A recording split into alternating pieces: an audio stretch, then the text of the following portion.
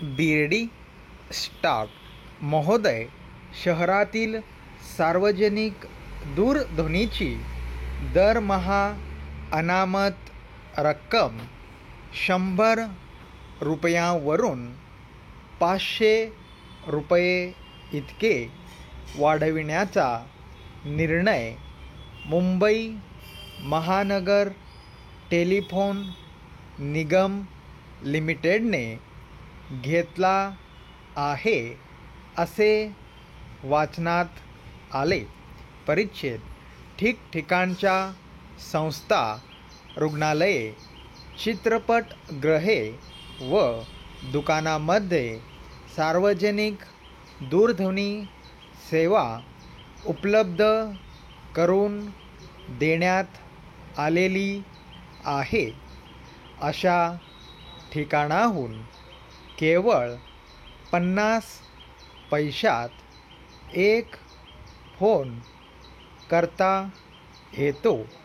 हा दूरध्वनी ज्या व्यक्ती वा संस्थेच्या नावावर दिला जातो त्या व्यक्ती अथवा संस्थेला या सेवेपोटी दरमहा 100 रुपये इतकी अनामत रक्कम टेलिफोन निगमकडे भरावी लागते.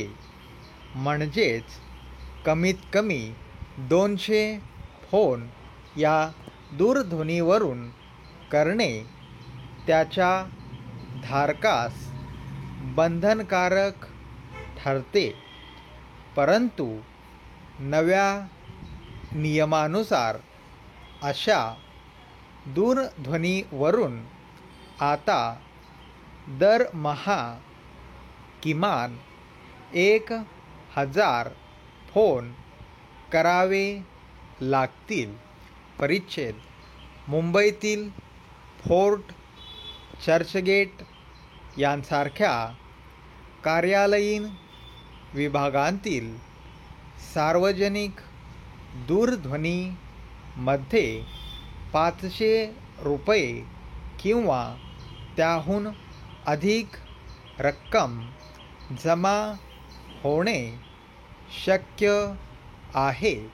परंतु सर्वच ठिकाणी इतकी रक्कम जमा होणे शक्य नाही. त्यामुळे संबंधित दूरध्वनी धारकांना तेवढी रक्कम जमा होऊ शकली नाही तर स्वतःचे पैसे भरून भुर्दंड सहन करावा लागेल.